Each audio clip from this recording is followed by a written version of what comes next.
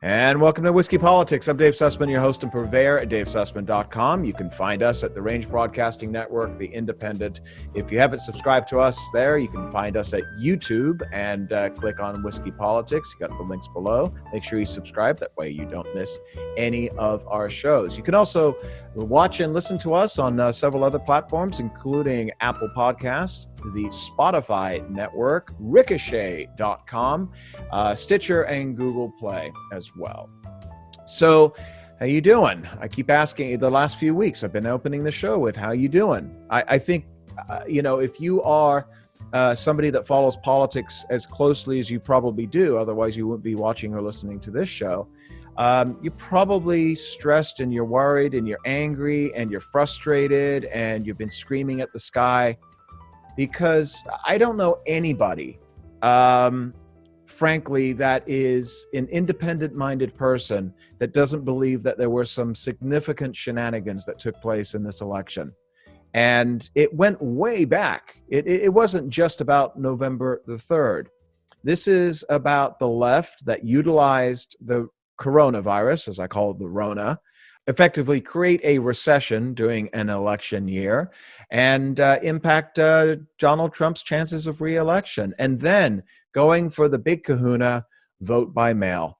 You know, the thing is that, and we've talked about this, the key here is that the vote by mail, this is going to go down. There's going to be books, there's going to be movies, there's going to be articles that are going to be written for years. Eventually, I'm telling you right now, New York Times is going to come out and say, yeah, there was some pretty significant shenanigans that took place during the 2020 election. It doesn't make a difference, though. We got our guy in, and they're not going to fix anything. There's nothing going to be done. We will talk about it, because that way we have journalistic integrity here at the New York Times, but nothing will be done to fix this. And vote by mail is absolutely riddled with fraud. And the problem is that garbage in, garbage out. You can go in and do recounts as the day is long, and if the crap that was sent in counts the first time is going to be counted again the second time, the numbers aren't going to significantly change. What I was hoping that some of these states would do would absolutely audit the vote. Go down, actually take a look and compare the signatures, because you know that the machines, the settings were lowered so that a chicken scratch that has absolutely no comparison whatsoever to the original signature of the voter, that chicken scratch now passed. And so who decided to lower the standards?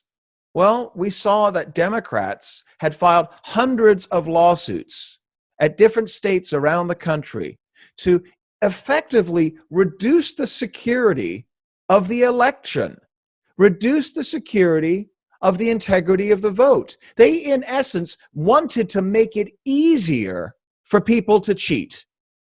That's the bottom line. They talk about, no, we wanted to enfranchise everybody. No, for you to vote, you should go to your polling place. You should show ID, although most states don't require ID, because your vote is sacrosanct. And if you don't have the wherewithal to find a way to vote, then frankly, maybe you shouldn't be voting to begin with. Okay? That's just, listen, I've talked about this on the show. When I became a naturalized citizen in the United States, I had to take a test. I had to study the Constitution. Okay? I had to understand the different bills. I had to understand the history of this country. And to become a citizen of the United States, where I stood in the convention center with 3,500 of my closest newly immigrated friends and swear an oath to the Constitution of the United States, I had to study for that. Why should you not have to do that to vote? Explain this to me. What, because you can fog a mirror? You should be able to dictate who your leaders should be? I think there should be a higher bar than that. Anyway, before I go too far off on a rant here, I'll talk more about that after our interview here with John Hinderaker. You know, John, he is a frequent guest here at Whiskey Politics, one of the smartest guys out there. Graduated Dartmouth as well as Harvard Law School, spent 41 years in private practice on a nationwide litigation firm, and was consistently considered one of the top lawyers in America. In 2015, he retired, and he now runs the Center of the American Experiment. It is a think tank out of Minneapolis, Minnesota.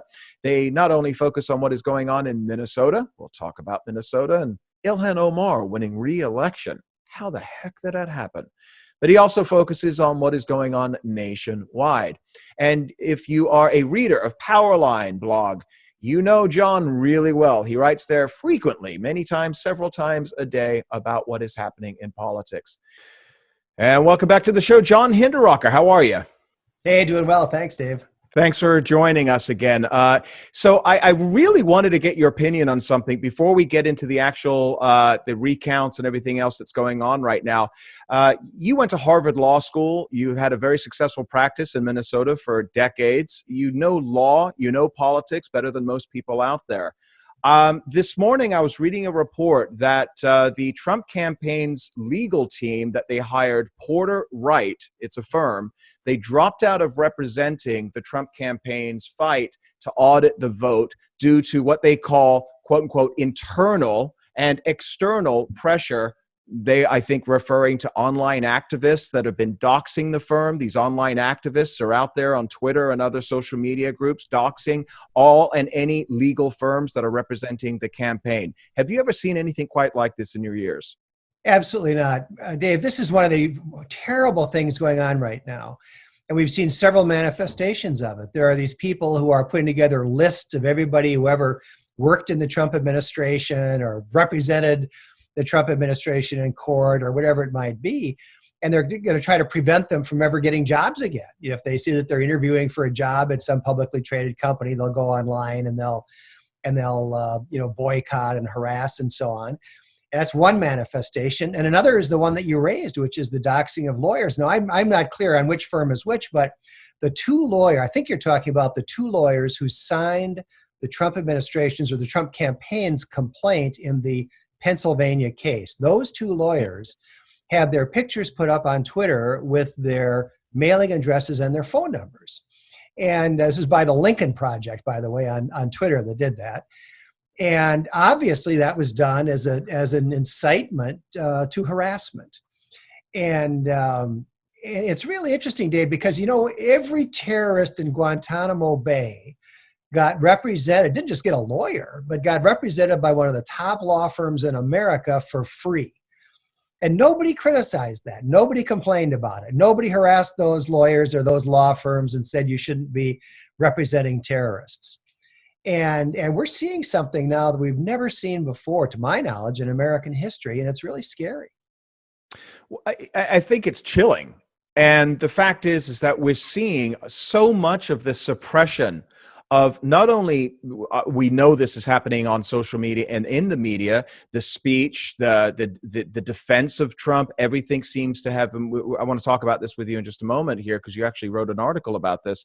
But they seem to just want everybody, in to quote Mazie Hirono during the Kavanaugh hearings, just to shut up, just to accept what we deign as the results. And you know, the media doesn't get to choose who the president is. They're only reporting what the numbers are thus far, correct? That's absolutely right. I mean, there was a kind of a famous tweet by the New York Times that they later deleted where they said, well, you know, the media's role is to call the presidential election. Well, no, it's not. You or I, Dave, can call a state or call the election every bit as much, with every bit as much authority as CNN or the New York Times or anybody else. They're a media organization. They've got their opinions, and their opinions are frequently wrong, as we saw several times in the current election campaign. So no, they don't have any special status. So let's talk about this. People will hear this over the next few days, and obviously the landscape is changing on the hour and every hour with this thing. It looks like right now that we are going to a hand count recount in Georgia, but Georgia has technically been called as of CNN just a few minutes before we came on air here. Pennsylvania looks like it's been called. Arizona, Nevada looks like it's been called. I mean, technically right now, according to the media, Joe Biden has over 300 electoral votes. What if you were on the Trump campaign's legal team? Would be the path that you would take at this stage right now? Well, let's talk about Pennsylvania, because that's one that I've studied in quite a bit of detail, and I think it stands pretty well for the whole. And to step back for a moment, recounts are not very significant. A recount is exactly what the word says. They count them again, right? But it's garbage in, garbage out, right?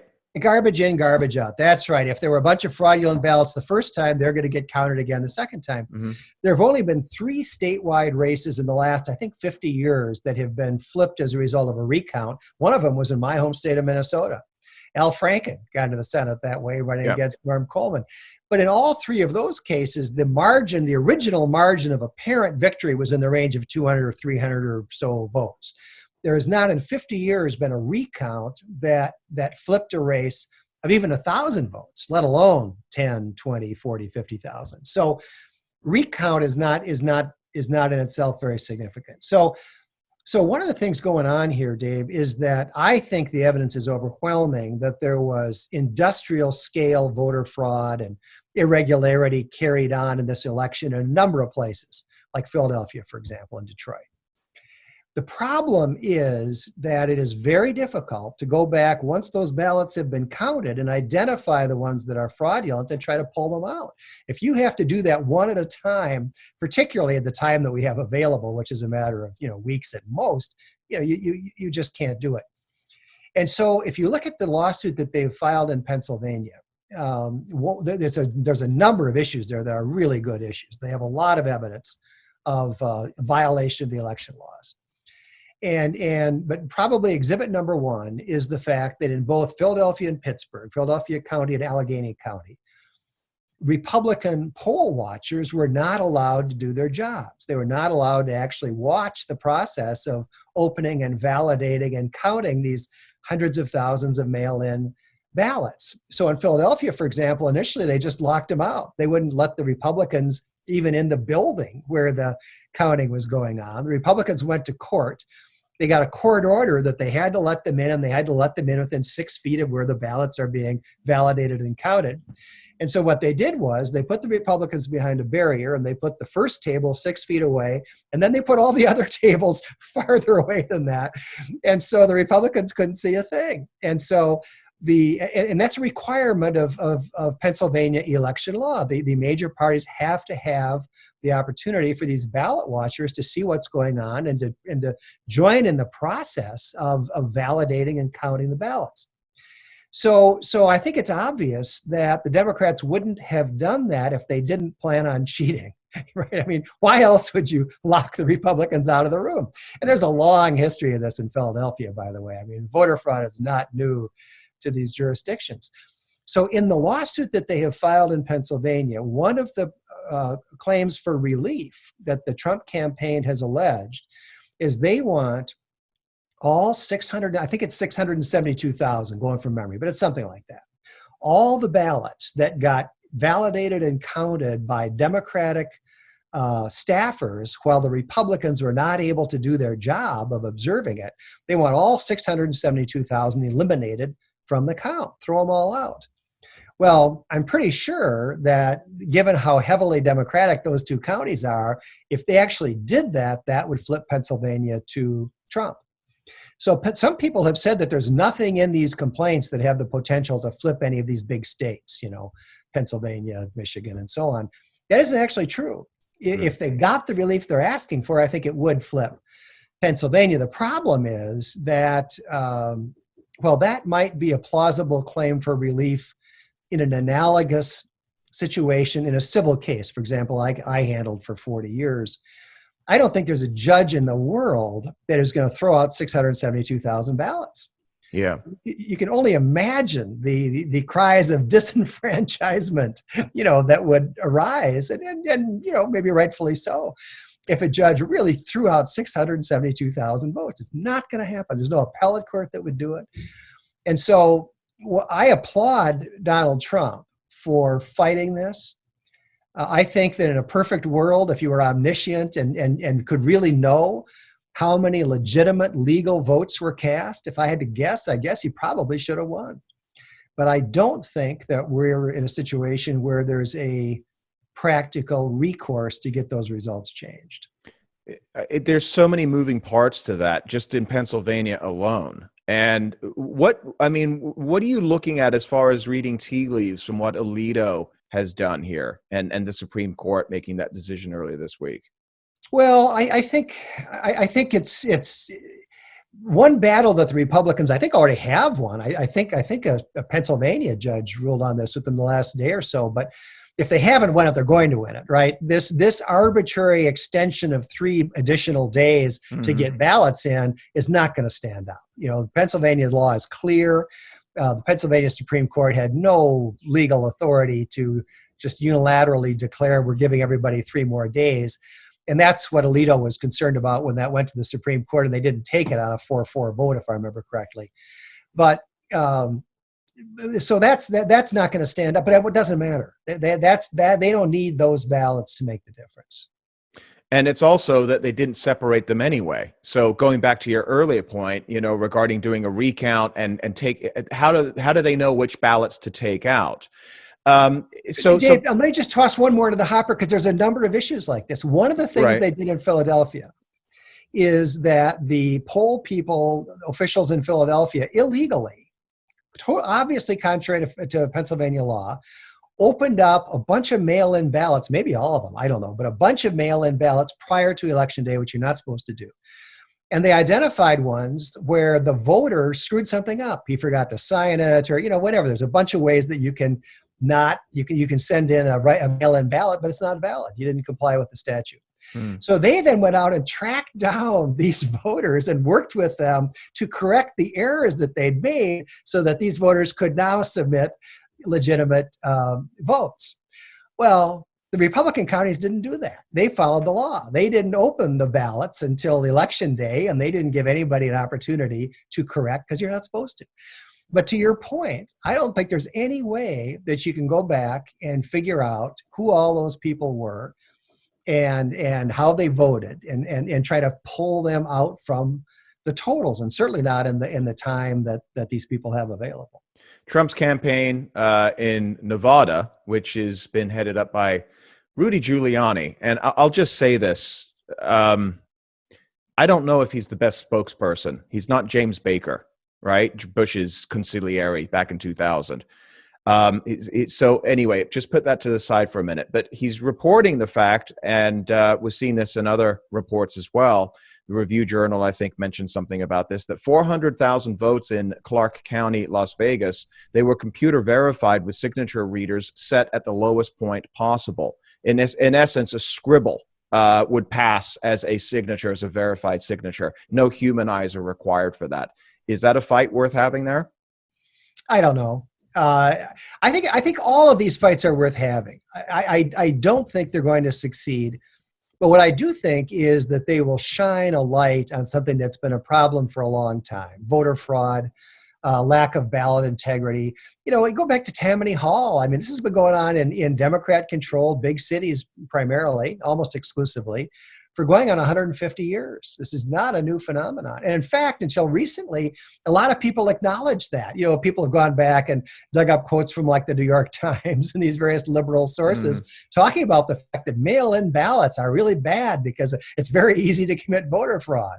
Well, they're not saying that today, but it's true. Well, here's the thing, and you and I have talked about this over the years, especially this year. Last time we had you on, we talked about the potential for voter fraud. We knew that the coronavirus was being used to weaponize voting for mail-in ballots, because historically speaking, mail-in ballots are an extremely low percentage of the overall vote. And apparently 1% on average are kicked out. So 1% of a tiny, tiny number is just a fraction, and it's negligible. I mean, people just don't care about it at that point. But now we're looking in some precincts around the country where you're seeing 60, 70, 80% of the returns are now mail-in ballots. And some estimates are saying it isn't 1%, it may be up to 3% of the vote. So when in a country where you have approximately right now, what is it, about 150,000, okay, people voted. It's going to be more than that by the time is all said and done. 1% of that is 1.5 million votes. 3% is 4.5 million votes. Doesn't this raise any alarms? Well, it should. It absolutely should. You know, we live in a very closely divided country. It is darn near 50-50. And we see that in election after election and across the spectrum of our political life. You know, we're a very closely divided and bitterly divided country. And if we can't call an election accurately or reliably within 3%, that's a huge problem. It's a huge problem in presidential elections and in many other, you know, House and Senate elections. And to be honest, Dave, one of the problems we have here is that we have two political parties, one of which wants ballot integrity, wants election integrity, and the other doesn't. Every time you try to do anything to bring about election integrity, the Democrats try to block it, whether it's voter ID or restrictions on mail-in voting, you name it. So, okay, a lot of people are talking about this. We've talked about it here on the show. And our opinion is that if it isn't dealt with now, if the fraud, the Dominion software algorithms, all of these different issues, if they're not dealt with now, they're certainly not going to be changed under a Biden presidency with a Biden judicial, okay, you know, a Justice Department or an FBI. So there are a lot of people that are saying that if it's not dealt with now, then this is basically the end of the Republicans winning another national office for years, decades, maybe. Do you agree with I think that goes too far. In fact, I bet you a nickel they win in 2024, but we'll see. You know, time will tell. I think that overstates. Well, what's to stop them? What's to stop them doing exactly the same thing? I would have put money on Trump winning, and I thought he was going to win. You and I have talked about this. We thought he was going to flip Minnesota. Minnesota lost. Hillary won it by 1.5%. What was it, 7% this year? Yeah, I forget where it finally figured out, but it was not as close as it was 4 years ago. It was around 7%, as according to Real Clear Politics. Yeah.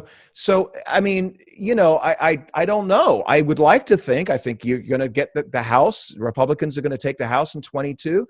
But the problem is that how can you trust the integrity of the vote if nothing changes after what we just saw?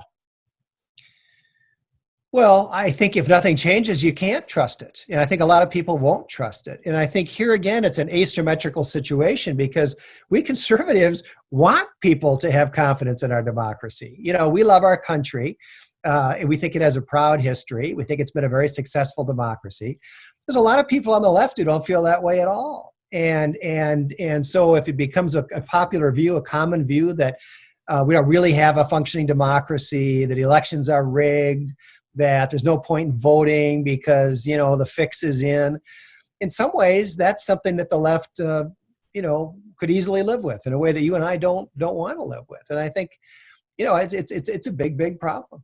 A lot of that narrative is out there. It's coming from all corners of our society, whether it's the mainstream media, whether it's obviously the narrative coming through from the DNC directly through our mainstream media. We're seeing it through big tech, which are suppressing, you know, people's everything that is supporting President Trump right now on big tech.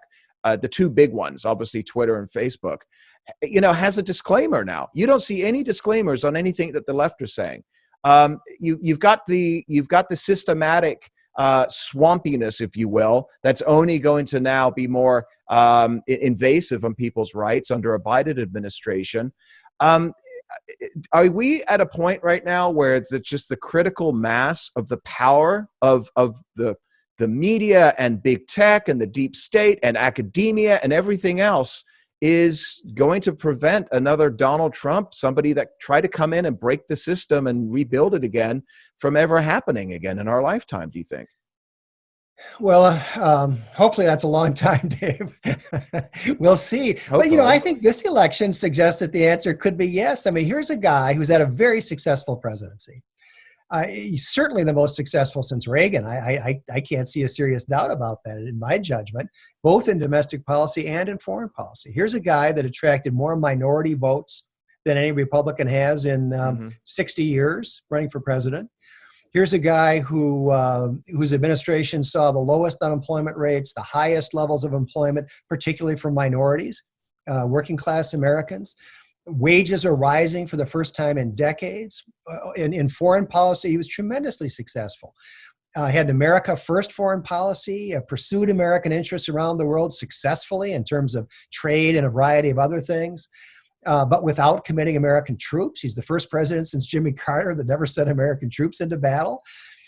And he brought peace to the Middle East kind of in his spare time. I mean, he had a tremendously successful 4 years in office, and yet he couldn't get reelected. And the reason he couldn't get reelected is because you could add that his own personality, made him vulnerable in some respects, and maybe that's true. Although I'm not sure he could have achieved the things he did with a different personality. But the fundamental reason why he couldn't get reelected is because every time anybody looked at a newspaper, any day in the last 4 years, every headline is screaming insults at Donald Trump. He's accused of being a traitor. They fabricated this insane Russia collusion hoax that no sensible person ever could have believed.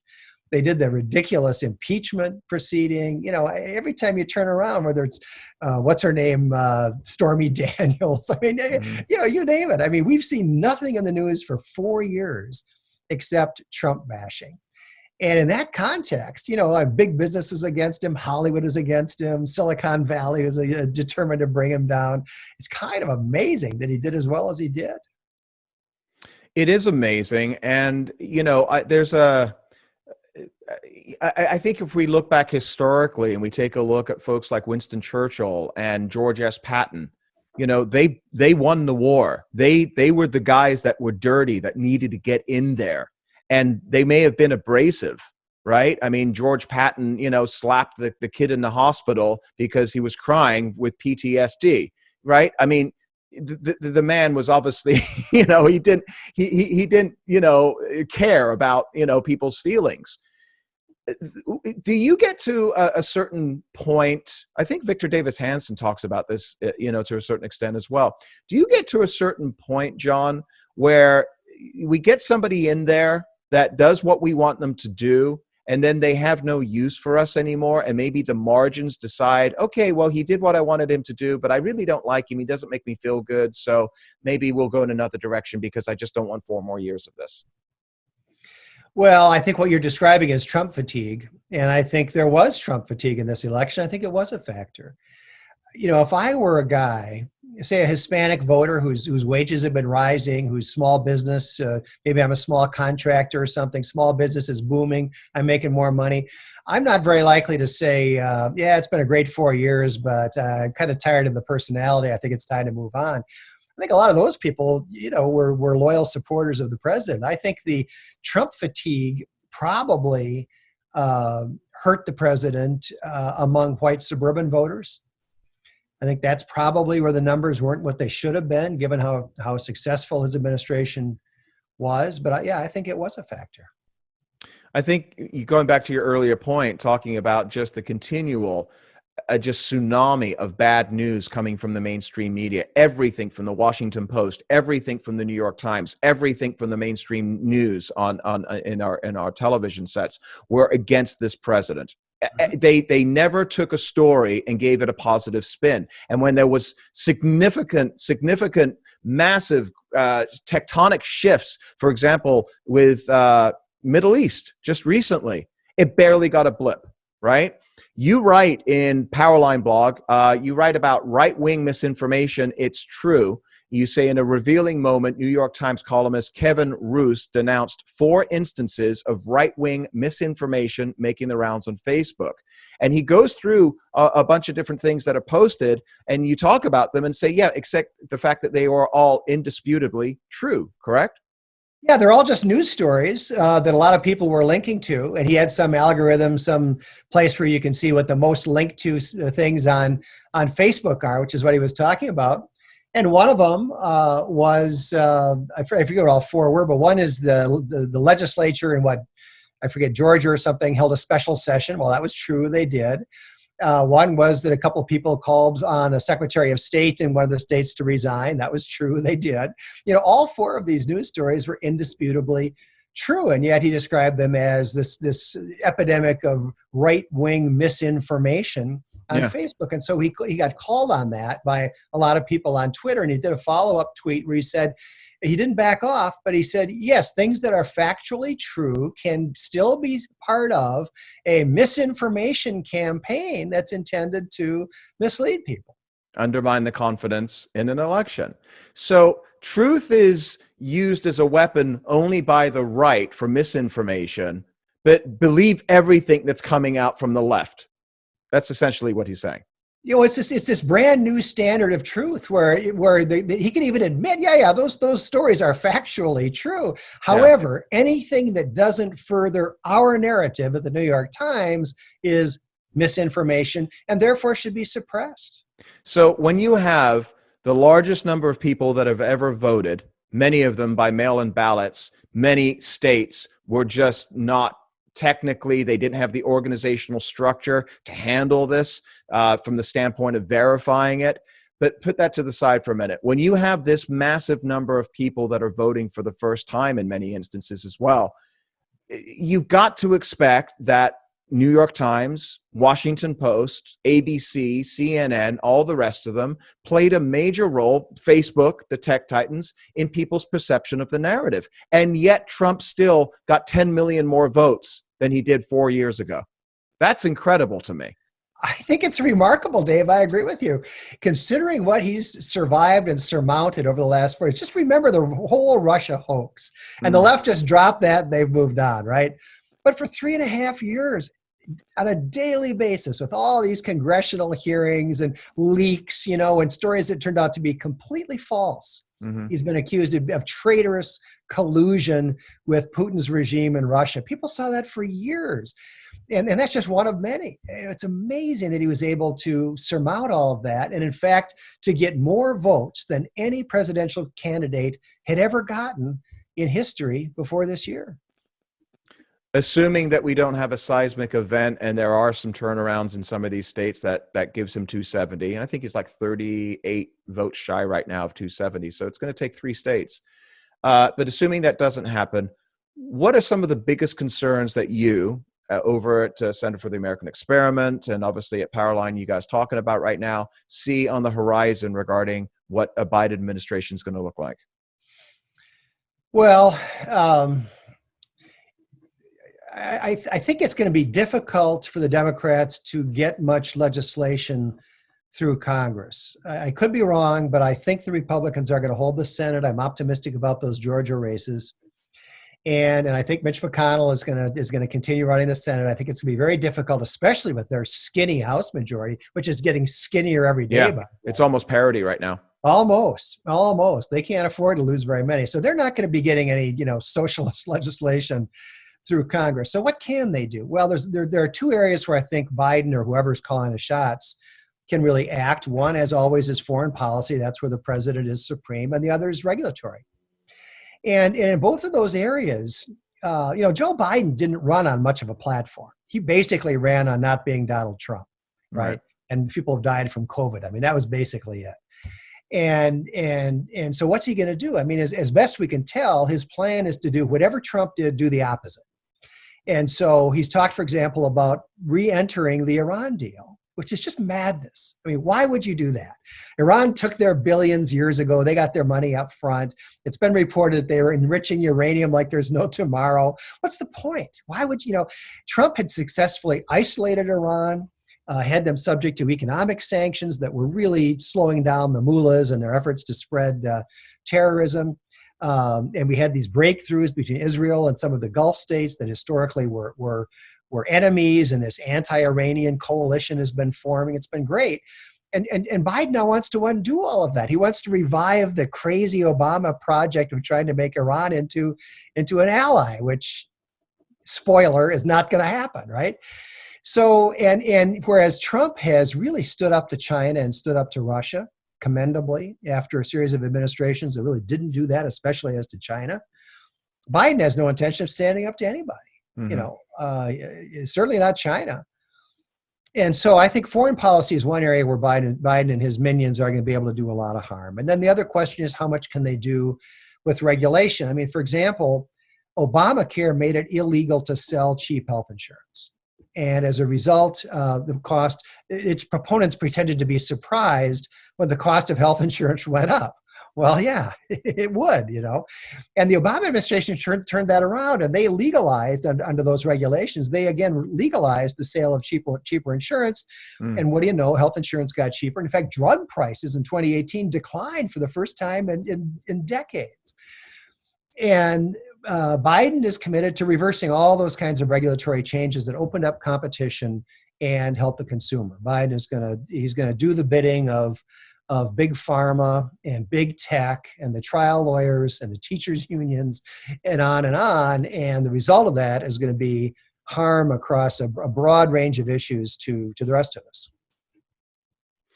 I noticed this morning that Benjamin Netanyahu has yet to contact Joe Biden.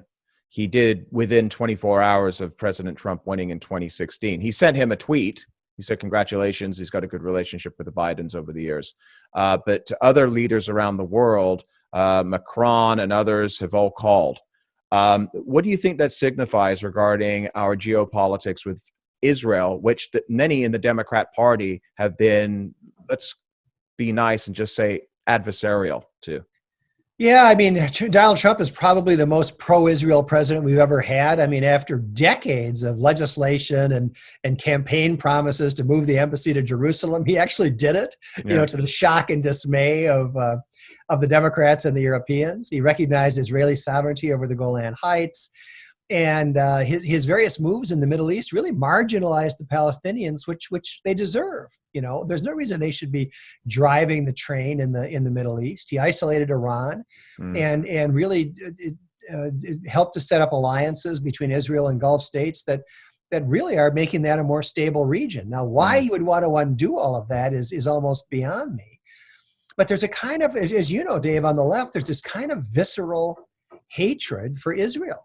And Israel is kind of it's the canary in the coal mine. I mean, one of the first signs that somebody hates the United States of America is, guess what? They hate Israel, And a lot of people on the left are bitterly hostile to Israel, and particularly to Netanyahu. So, I'm sure he's in no hurry to welcome a new administration that may very well reverse all those gains that have been made under President Trump. It's incredible, the gains that have been made. I mean, essentially, there's been, you've got major countries in the Middle East that have been historical, enemies. They've been in a state of war, Cold War being, but state of war. You got Saudi Arabia, and you got all these others, Bahrain, and I think 4 more years of Donald Trump, I think the world would have been, and ultimately would have been, a much safer place than what we're about to see with this administration coming in, which is going to be a redux of Obama.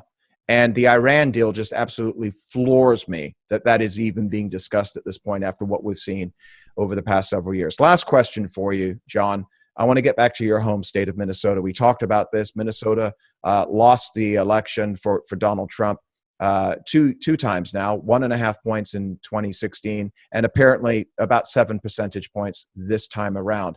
You and I, last time you came on the show, you and I were both very optimistic. I thought not only was Minnesota going to flip, but I thought a Senate seat could flip there as well. What do you think happened in Minnesota, number one? And number two, Ilhan Omar was reelected resoundingly. Is there any way to wall off the 5th district in Minneapolis? Yeah.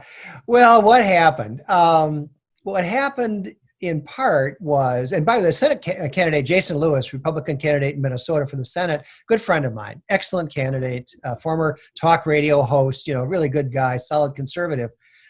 what happened? A couple of things. Number one, Trump dominated greater Minnesota, the rural and small town areas of the state, which have gone bright red. They're redder now than they were 4 years ago, but not enough people live there.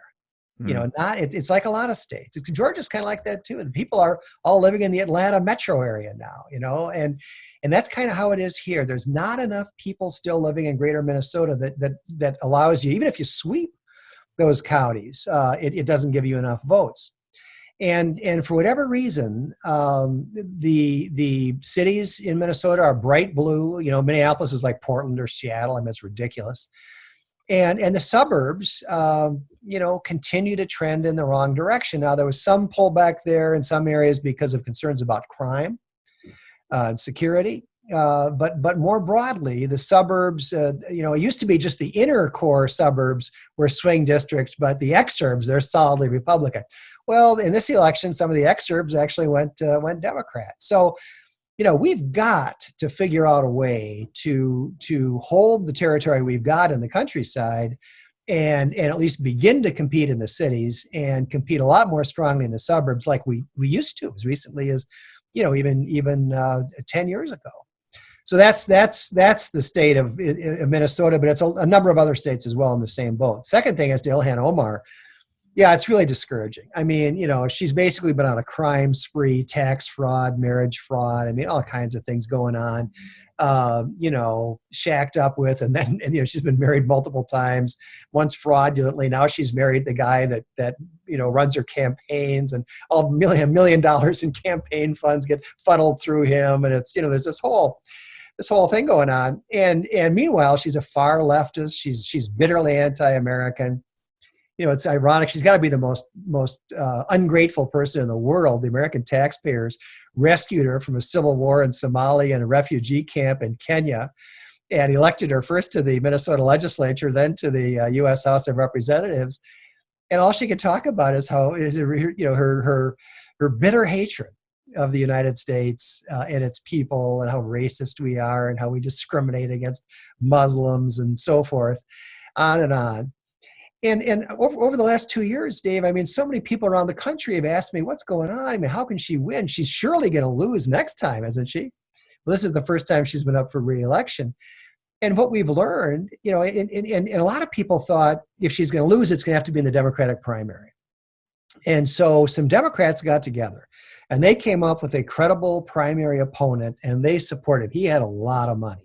He was very well supported, and he got absolutely nowhere. She crushed him. And I think there are a fair number of Jewish Democrats in that district. It's Minneapolis, but plus some suburban areas. And I think they, in considerable part, were behind this primary opponent, went nowhere. So then she goes to the general election, and she's got a guy named Lacey Johnson, the Republican nominee, a successful businessman, a very solid candidate, a high-quality guy, high-quality candidate, and again, well-funded. There was a lot of support for people who didn't want to see Ilhan Omar get reelected, and Omar won with 65% of the vote. She had the second highest vote total of any of the 8 people who won congressional seats in Minnesota this year, 65%. And the sad truth that tells us, Dave, is that the craziness isn't just a fluke. There really are substantial numbers of Americans who believe this stuff, who believe all this stuff about systemic racism, and the country's a terrible place and has always been a terrible place. And, that the police need to be defunded. And we've polled this. My organization has polled this. Defunding the police scores abysmally everywhere in the state of Minnesota, except for the city of Minneapolis and the city of St. Paul. If you ask those people, there actually are large numbers that say, yes, let's do away with the police force. Yeah, but your city looks like East End of London after the Blitz. I mean, what are people thinking there? Dave, I wish I could tell you. And it's ironic too. There's a lawsuit going on right now that was brought by some residents of North Minneapolis, mostly Black residents, who are taking the position that the city council has allowed the Minneapolis Police Department effective force to fall below the legally mandated level. They're saying we need more police officers on the street. Yeah. they're not the ones. It's the liberals. It's the liberals in the South Minneapolis neighborhoods, the ritzy neighborhoods around the lakes. They're the ones who are talking about doing away with the police department. It's crazy. Well, if there is a silver lining to it, the Democrats look like, they are not going to be able to contain Ilhan and AOC and Rashid. And so if they become the voice of the Democrats and you see more people around the country that are concerned by that, maybe McCarthy does become Senate majority or Speaker of the House, I should say, in 2022. But we've got to get back the White House. And that's that, going back to our earlier discussions regarding the systemic fraud that I truly believe is there. That's not going to change. And I think this may be a tipping point for us, but I don't want to be too negative on it.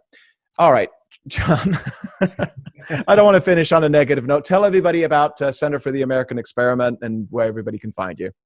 Yeah, absolutely. We are the conservative think tank in Minnesota. We focus primarily on state issues as opposed to national issues. But of course, they're the same issues. We don't do national defense, but otherwise the issues are about 100% overlap. And, we fight for lower taxes, smaller government, less regulation, high quality public schools that don't indoctrinate our kids into leftism. And so forth. If you want to learn more about us, go to americanexperiment.org. That's our website. All kinds of good stuff there. And I got to tell you, Dave, before I sign off, just today we kicked off a new initiative. We are leading the fight to try to prevent major tax increases in the next legislative session. We're already one of the highest tax states in the country. We can't afford more tax increases and remain even remotely competitive. So we're leading the effort to close the budget deficit, which is COVID related, which a lot of states have, COVID shutdown related, with spending cuts, not tax increases. And to put the focus on wasteful state spending, we've borrowed a technique from Bill Proxmire. Remember back in the 1960s, the Golden Fleece Award, very effective. So we have inaugurated the Golden Turkey Award, and we have got 4 initial nominees, and it's a vote. And anybody can vote on which of these 4 wasteful spending projects should get the first Golden Turkey Award ever presented by Center of the American Experiment. We're going to do this on a regular basis going forward. We've got billboards, we've got stuff all over the internet and so on. And if you go to americanexperiment.org, you can read about the Golden Turkey Initiative. But the point is to remind people of the fact and to dramatize the fact with specific examples that our government wastes a lot of money. And if we need to tighten our belt, guess what? You and I have tightened our belts. The government has got plenty of room to tighten its belt too on the spending side. So that's a kind of a fun new initiative. So that's more of like a localized CAGW, right? Citizens Against Government Waste group? Yeah, I think that's fair. I mean, it's one of our issues. It's not the only one, but it's critically important at a time when we know that liberals are going to come into the next session thinking this is a golden opportunity to raise taxes and increase spending. We got to head them off at the pass. All right. Well, everybody check it out, americanexperiment.org. And John, thank you for joining us as always. You are a fountain of knowledge and information. I'm not sure if I feel better or more concerned for the future, but we'll have to have you back on as the wheels off the Trump truck fall off, unless there's a miracle in the next few weeks here and we look at a Biden administration. Thank you so much for joining us. Thank you, Dave. Bye-bye. Bye-bye. Thanks, John. One of the things that I think everybody needs to keep in mind here as the inevitable, it looks like is going to happens, is that as long as the Republicans keep the Senate, Georgia, we're counting on you, which I do think they will, at least by 1 seat, but I think both seats. But as long as the Republicans keep the Senate and we have almost parity in Congress, the executive orders that are going to be pushed by Biden and his party are going to really be harmful. They're going to harm our relationships. They're going to harm our geopolitics in the Middle East. They're going to harm our relationships directly with Israel. They want to enable Iran. They want to basically tax everybody into oblivion so that China can continue spewing their dirt into the sky. That's essentially what the Paris Climate Accord was, by the way.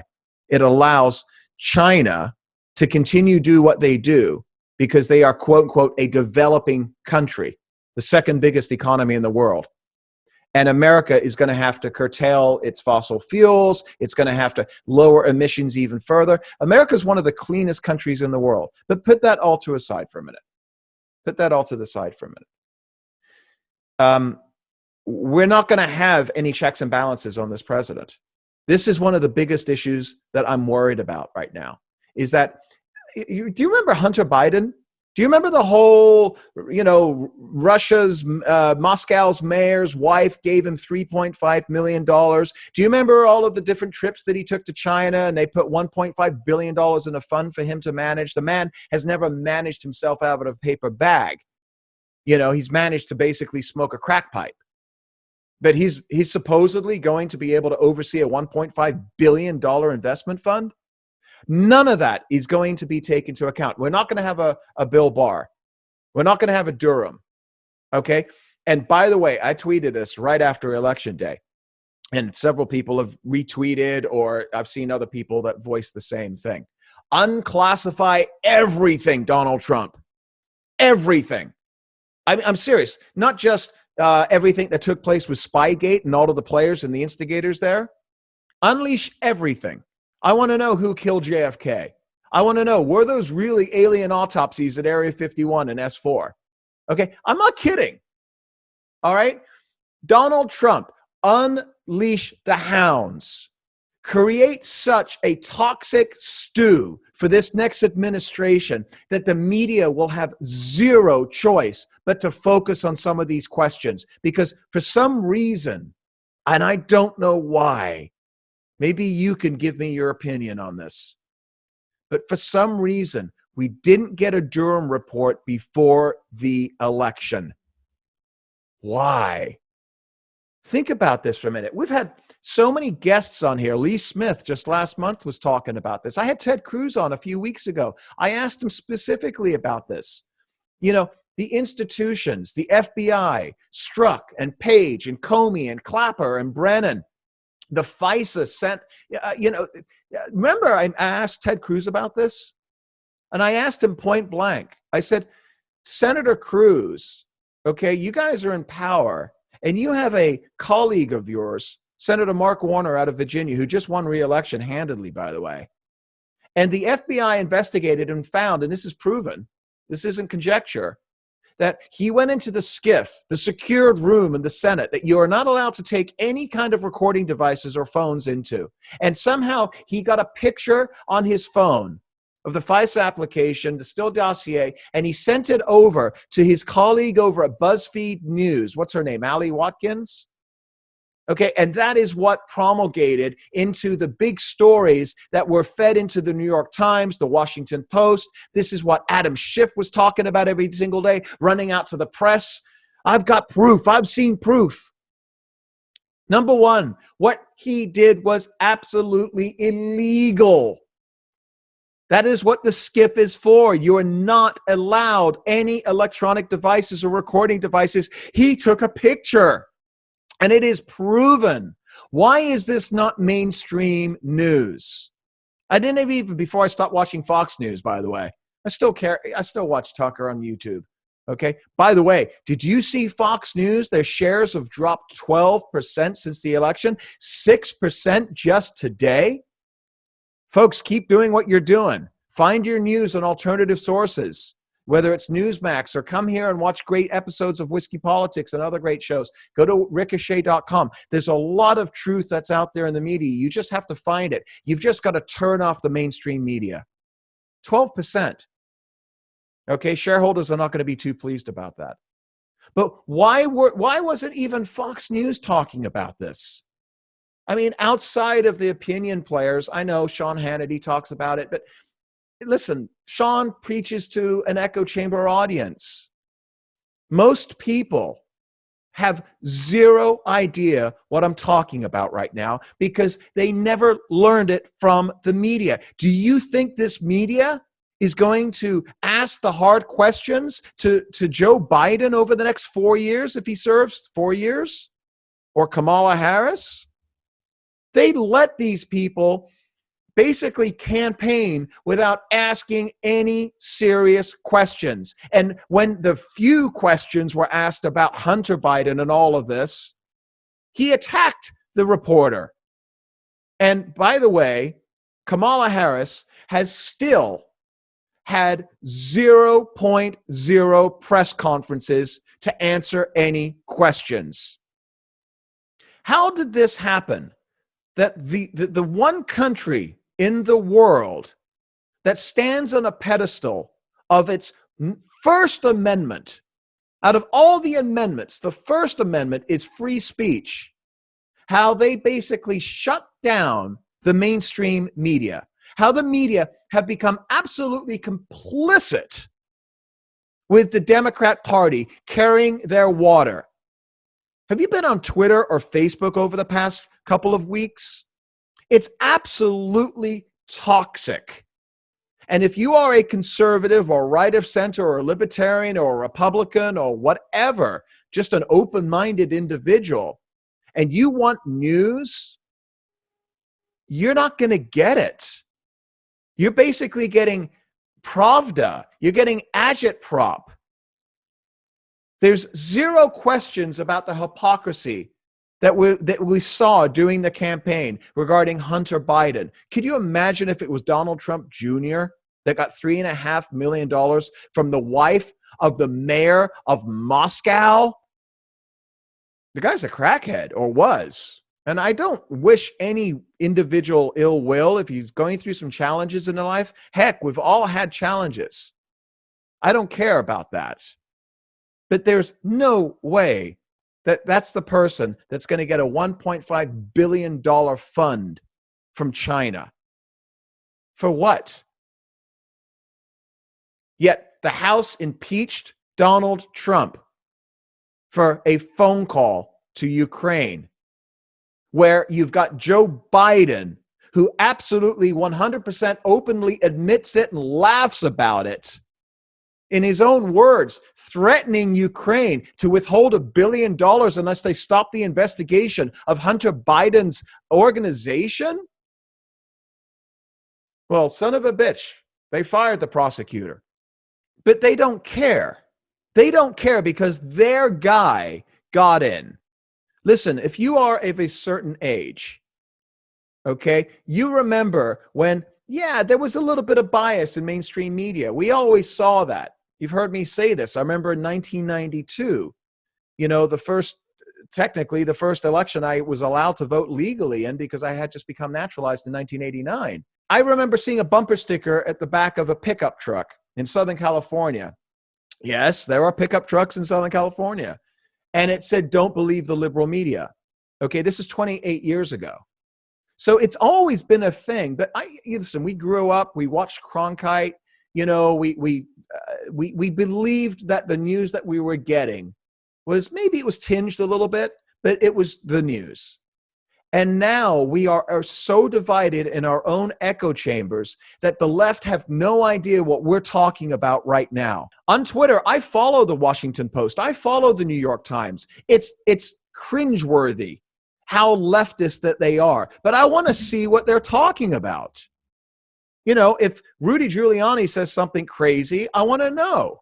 And by the way, Donald Trump, I know you're not watching this, but if somebody is, we've had a lot of people from your administration. I like Rudy, okay? He's entertaining, but he's not your James Baker, right? Bush's consigliere from 2000. You need a statesman to go out and have press conferences every single day to the media and be diplomatic and be professional. I'm sorry. That's one of the things that's really bothering me about this right now. And I know I may take some hate for this. I don't dislike Rudy. Okay. I find him, the information he gives us is important, but he is not, he's no James Baker. All right. But this is going to continue. This is going to continue getting worse because, as we've been talking about here at Whiskey Politics now for 4.5 years, the leftist march through the institutions is now hitting its critical mass. The schools have been spitting out these kids for decades. And normally, the old adage, Winston Churchill, if you're under 30 and you're not a liberal, you don't have a heart. And if you're not a conservative over the age of 40, you don't have a brain. But the switch doesn't seem to be happening now. It seems like the left, and when I say the left isn't Democrats, Inc. that we grew up with. Bill Clinton, okay? It came to the center because, Newt Gingrich, he had the incredible contract with America in 1994, had a massive red wave, took over the House. The Republicans did for the first time in, I think it was 54 years. And Bill Clinton was like, holy cow, I got to come, Hillary care is not going to happen, right? But Bill Clinton, he voted with the Republican Congress to do a balanced budget amendment. They did all sorts of welfare reform. They did all sorts of things. You know who the left is right now? It's AOC. This person knows nothing. Nothing. Never been married, never raised kids, never had a family, never started a business, never made payroll, right? Her claim to fame is that she's got a college degree. And then she gets a college degree and goes and becomes, a barista or a bartender or something? No offense to people that do that for a living. That's fine.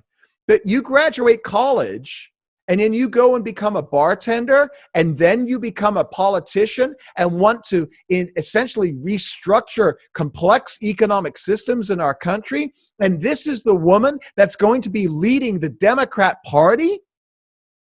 She is. This woman will become higher office, whether it's a senator or something. There will be people in 6 years from now. She's too young. She's only 29. You're not allowed to run for president until you're 35 in this country. And that's 6 years away. So in 2028, there's going to be a draft AOC movement going on in this country. And we can laugh at it, but look what just took place. If you believe the numbers of this last election, close to 80 million people voted for Joe Biden. Even if you take out a couple of million fraudulent votes in these swing states, which most certainly occurred, you're still at, I think it's at 78 right now, you'll be at 76 million people. Now, some of that may have been Trump fatigue. Some of it may have been coronavirus. Obviously, we believe that there is absolute fraud taking place in the counting and the Dominion software and all of that. Put that to the side. But the fact is, and I've been saying this all along, as a 50-50, relatively 50-50 country, don't think for a moment that a President Ocasio-Cortez could not happen. It most certainly can. The Democrats have just been unleashed. They've been enabled. What we just saw taking place with the wholesale fraud that took place across the country, and I'm praying that we see something. I'm not talking about the hundreds of affidavits from individual poll workers that saw shenanigans. Okay, I get that.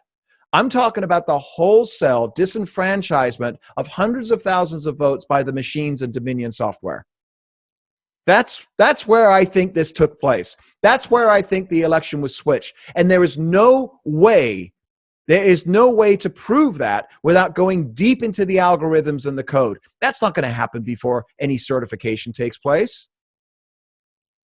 So what's going to happen in 2022?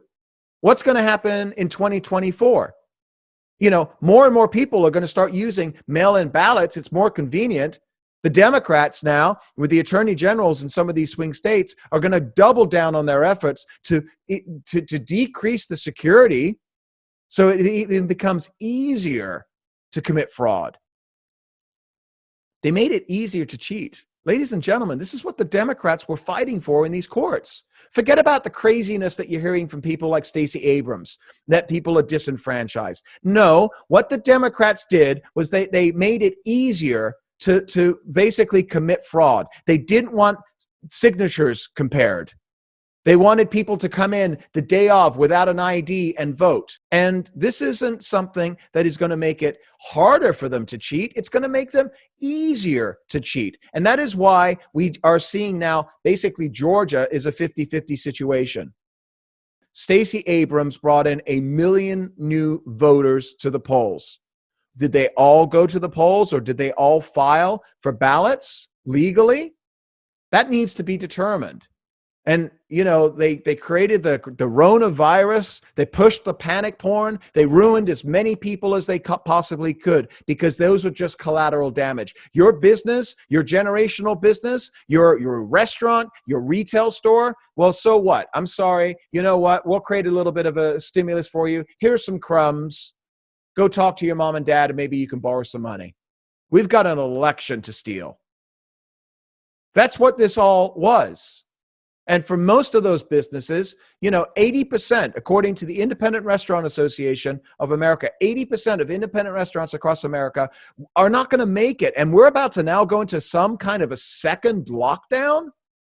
Many now no longer have any kind of retirement savings. People have been living on that most of this year. Many people have resorted to drugs, drink, and divorce. And now the suicide numbers are just dramatically increasing. Again, not anything that you're going to hear about in the mainstream news. But Democrats, they pushed, and their media, their colleges, the pop culture, the sports teams, the social media titans, the corporations, they all shoved vote by mail down our throats. Donald Trump won election in 2016 with 63 million votes. He is now at 72, close to 73 million votes. The man has gained 10 million votes in 4 years. That doesn't happen. Barack Obama lost 4 million votes in 2012 from his 2008. Think about that. But they think we're going to go quiet. They think that they're not going to do any kind of riots. I mean, first of all, Soros hasn't spent any money on pallets of bricks for them. So they're not going to break into Walmart and steal big screen TVs and set buildings and businesses on fires, because Republicans and conservatives don't do that. No, they're the ones that own the buildings and the businesses. So we're just going to continue doing what we do, because there's no ramifications. There's not going to be any kind of checks and balances on us. We all support each other. When one person says that there was no fraud, we're all going to say, look, the New York Times says there's no fraud, so there must be no fraud. And it's going to be on NBC News and CBS, and independent investigations are showing that there's no fraud. So shut up. And that's what we're going to be getting for the next 4 years. So come join me over at MeWe. We've talked about it on the show before. We had Mark Weinstein, the CEO and founder of MeWe. That's the alternative to Facebook, and they are growing leaps and bounds. It was the #1 social media, the social network downloaded app in iTunes, the iTunes store. Is that what it's called? I'm a Samsung guy, sorry. Okay. Come join me. Find me, Dave Sussman, or join our group, Whiskey Politics, on MeWe. Say hi, join us. We've got some great conversation happening over there already. We just kind of erected it this week, the Whiskey Politics group over at MeWe. And I'm also checking out another site, an alternative to Twitter, called Clout Hub. I'm not on Parler. I know everybody's trying to push Parler and make it big. And there's some great conservatives over there. It's just too clunky. It's just too janky for me. I've had too many glitches. Maybe they can get it figured out, but I joined them 2 years ago. And it's anyway, but Clout Hub, you want to check that out. It's a lot more intuitive, I think, as far as compared to what Parler is. Listen, we've got to find alternatives, folks. You got to get off of Twitter. I'm barely checking Twitter now. Facebook, I'm barely checking Facebook. We still have our Whiskey Politics page, and we'll continue to post some things there. My personal account, I'm about to shut it down. Seriously, I'm done with it. I am no longer going to allow the tech titans, the Democrats, the Hollywood industry, the economists like Paul Krugman and the New York Times, and the journalists that are out there, and of course the politicians themselves, to dictate to me what their truth is. They can have their truth all they want, and they can talk to their dwindling audiences at their dwindling networks all they want. I choose to be awake. I choose to be red-pilled. There is a glitch in the matrix right now. More and more people are leaving mainstream media. I cut the cord in 2012. I've been using Roku since. Between that and my Samsung Smart TV, I get all the content I want. Newsmax is there for free. Okay? If I want to watch Tucker Carlson, I go to YouTube a little bit later at night. I get on the elliptical and I watch a full episode of Tucker Carlson. Usually commercial free, by the way, on YouTube. I don't need Fox News, and I haven't needed cable for almost a decade. I recommend everybody goes that route because as soon as their profits drop, you're 50% of the country, ladies and gentlemen. You have a voice. Make it heard. Okay? I'm not saying we should believe in boycotting things. We don't do that. But vote with your wallet. Vote with your feet. And if they realize that their dwindling audience is basically just kind of doing a circle jerk with each other, okay, basically it's just themselves talking with each other and nobody else is paying attention, maybe we can shock them again in 2024. I believe we would have shocked them this time if the vote was fair and free. All right, folks, that's my rant. I got a couple of great interviews coming up. We got somebody from Project Veritas working out a situation with for next week. I'm going to find out what's going on. This isn't over yet, okay, until every single vote is certified, and I hope they are audited before they are certified. This thing is not done. One thing I will say, and I'll end it with this. One thing I will say about Donald J. Trump. Almost every single time he has said something that has made people's heads explode. How could he say that? He was spied on when he was transitioning? He believed he was spied on? That's insane. How could he say something like that? The Obama administration would never spy on them. Hydroxychloroquine? That's insane. That will never work. Oh my God. Every time he's talked about this, the lowest unemployment numbers across, all demographics. I will get there. I will rebuild this economy. Every single thing he has said has turned out to be true. And he has said that he's got the goods and he's going to show America that the election was not free and fair. I hope he does. I hope he does. I truly do. Whether it makes a difference right now in this election, I don't know. But my spidey senses are telling me that, this was stolen. I stand by my election map that I put out at the beginning of October. I truly believe that Donald Trump would have received 319 electoral votes, if not more. I do. I haven't seen anything from the mainstream media to persuade me otherwise, other than shut up, you listen to us, we know, you don't, go back and make your widgets for us. Otherwise, we cancel you. That's not very persuasive. All right, folks, we'll be back again next week. We're working out something right now with the good folks over at Project Veritas. I want to hear what their findings are, so we may have them on next week. We're talking with Tom Borelli as well. So we may have a twofer for you next week, sometime during the week, and we'll get that out as soon as it's done. And by the way, please share this with your friends and family, post it up there on your social media, and find us over at MeWe and join the conversation. Cheers.